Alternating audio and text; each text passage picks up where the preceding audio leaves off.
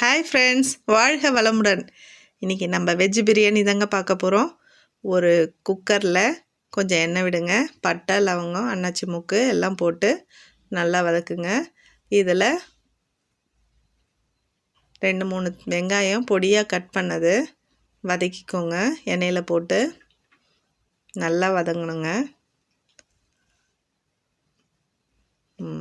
வெங்காயம் போட்டு நல்லா வதக்குங்க.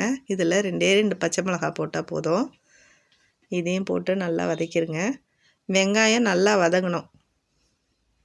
அதுக்கப்புறம் 2-3 தக்காளி சைஸை பொறுத்து இருக்குது போட்டு அது கூடவே சேர்த்து நல்லா வதக்கிடுங்க.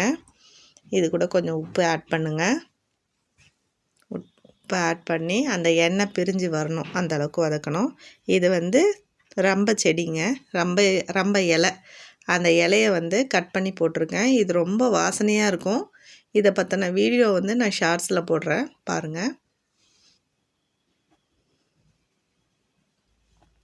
அந்த எண்ணெய் வெளியே வரணும், அந்தளவுக்கு வதக்குங்க.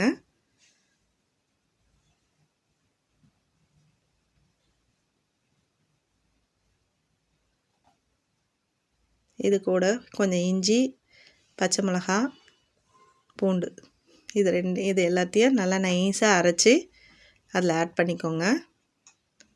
இதையுமே நல்லா வதங்கணும். அந்த ரா ஸ்மெல் போகணும், அந்த அளவுக்கு வதக்கணுங்க. அதில் இருக்க எண்ணெய் பிரிஞ்சு வரணும். அப்படி வதக்குனா தான் டேஸ்ட்டாக இருக்கும் பிரியாணி.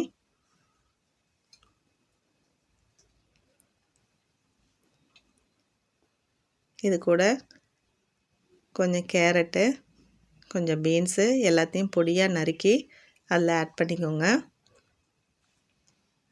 ஆட் பண்ணிவிட்டு எல்லாம் மிக்ஸ் பண்ணி விட்டுட்டு அந்த அந்த மசாலா அதில் சேர்ந்து அதோடு சேர்ந்து வேகணுங்க.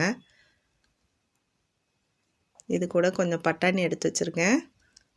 இது ஒரு அரை வேக்காடு வெந்திருக்கு, வேக வச்சு தான் போடுறேன்.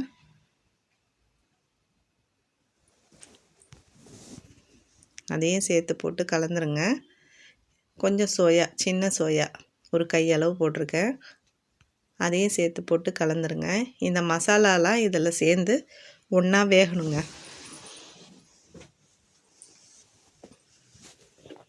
இதில் 1 ஸ்பூன் வெறும் மிளகாத்தூள் போடணும், காரத்துக்கு. போட்டு நல்லா கிளறி விட்டு இப்போ நல்லா பிரிஞ்சு வரணுங்க. எண்ணெய் நல்லா வதங்கி எண்ணெய் பிரிஞ்சு வரணும், அப்போ தான் நல்லாயிருக்கும். கொஞ்சம் தயிர் சேர்த்துருக்கேன், கொஞ்சம் புதினா கொத்தமல்லி இதை ஆட் பண்ணிவிட்டு நல்லா வதக்கிக்கோங்க. இந்த டம்ளரில் 1.5 டம்ளர் அரிசி போட்டு ஊற வச்சுருக்கேன் நான். இப்போ இதில் 3 டம்ளர் தண்ணி விட்டுருக்கேன். 3 டம்ளர் விட்டுருக்கேன். இப்போ அரிசி இதை நல்லா கொதி வந்துருச்சு.